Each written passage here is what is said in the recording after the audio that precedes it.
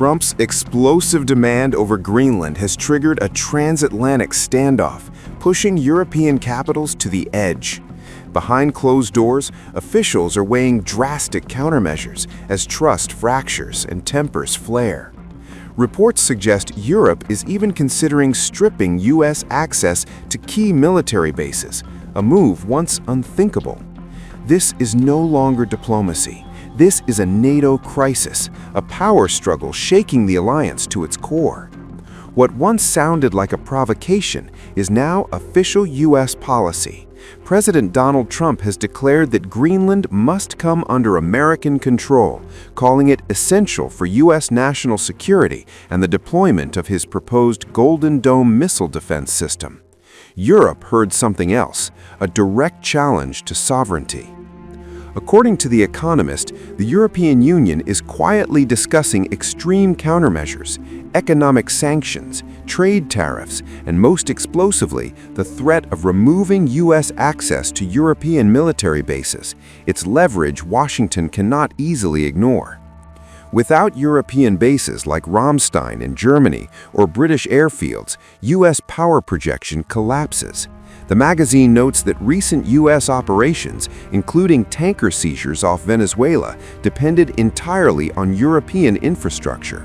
Africa, the Middle East, even Arctic surveillance, all hinge on European cooperation.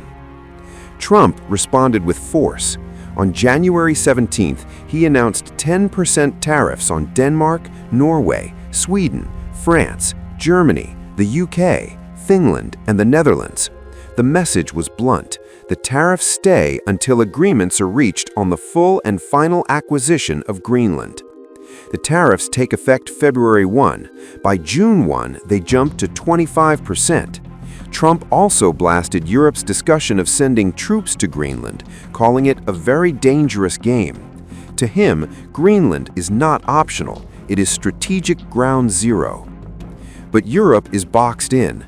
A confrontation with Washington would force the EU to rapidly increase defense spending, something it is not prepared for. Its military still depends heavily on American troops, weapon systems, and logistics. A trade war would tear holes in already strained budgets. A long, unthinkable rupture inside NATO is now being openly discussed in France. What once sounded like political fringe talk is suddenly entering the mainstream. From Washington's pressure tactics to troop movements in the Arctic, tensions are boiling. And now, Paris is asking a dangerous question. Does NATO still serve French interests? For decades, the notion of France walking away from NATO was treated as heresy, a fringe idea unfit for serious debate. That taboo is now cracking. According to Germany's Berliner Zeitung, calls for a French exit are surging with new urgency, driven by what the paper describes as Washington's return to an openly imperial foreign policy. The charge is being led from inside the French state itself. Clemens Goethe, Deputy Speaker of the National Assembly, is openly challenging the alliance, warning that continued submission to a US-dominated NATO no longer protects France, it weakens it. In her view, staying inside the bloc now threatens France's sovereignty, its strategic independence, and its long-term stability. Goethe says France risks being dragged into conflicts that directly contradict its national interests. In interviews, she warned that staying in an alliance led by a power accused of ignoring international law exposes France to instability, escalation, and strategic dependency. Her party, France Insubstanent, has long called for NATO's dissolution and previously pushed for France to exit NATO's Joint Military Command, echoing themes of independence rooted deep in French political history. French President Emmanuel Macron has also raised doubts about NATO's trajectory.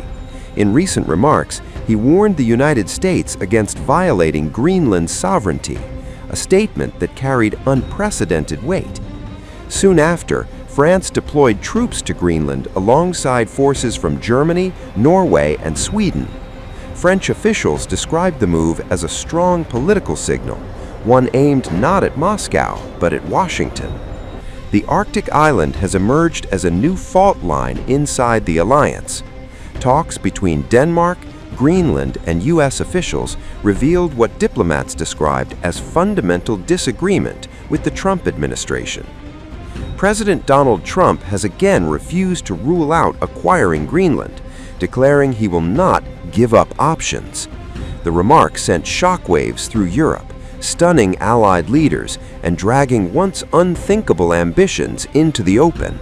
What was dismissed as bluster is now being treated as a serious strategic threat, pushing Arctic security and transatlantic trust into open confrontation. Mr. President, on NATO, right now it sounds like you are saying that you would potentially acquire Greenland by force. That would be a NATO country, the United... Are you saying that? Would you do that? No, you're saying that. Would you I acquire didn't it by say it. force? No, you're telling me that that's what I'm going to do. You don't know what I'm going to do. So what are the options? Your network doesn't know either. The Danish foreign minister said that there's still fundamental differences after the meeting with Rubio and with the vice president. Are you willing to leave the NATO alliance in order to get what you want with Greenland? What are the options right now? Well, I wouldn't be telling you what I'm willing to do, certainly. I'm not going to give up options, but it's very important. Greenland's very important for the national security, including of Denmark. And the problem is not a thing that Denmark can do about it if Russia or China wants to occupy Greenland. But there's everything we can do. You found that out last week with Venezuela. There's everything we can do about things such as that. Not going to happen. We're not, I can't rely on Denmark being able to fend themselves off. They were talking about they put an extra dog, and they were serious about this. They put an extra dog sled there last month. They added a second dog sled. That's not going to do the trick. Denmark fought alongside the United States in both Afghanistan Thank you and for telling me Iraq. that. I appreciate it. But I have a very good relationship they're with Denmark, an and ally. we'll see how it all works out. I think something will work out. This is a strong political signal. People were saying Europe was taking its time, but that's not quite true. So this Arctic endurance operation has been underway since yesterday. Military forces from various countries, at the request of Denmark, Sweden, Norway, Germany and France, are currently en route, and some of them are already positioned in Greenland, specifically in Nuuk. And so this is a first exercise. How much for the French? Which shows the determination within NATO, by the way. How many French soldiers do you have? There are about 15 soldiers, but the entire operation will be, these are not soldiers, it's preparation for an exercise. So we are currently with, notably, I think, high mountain specialists.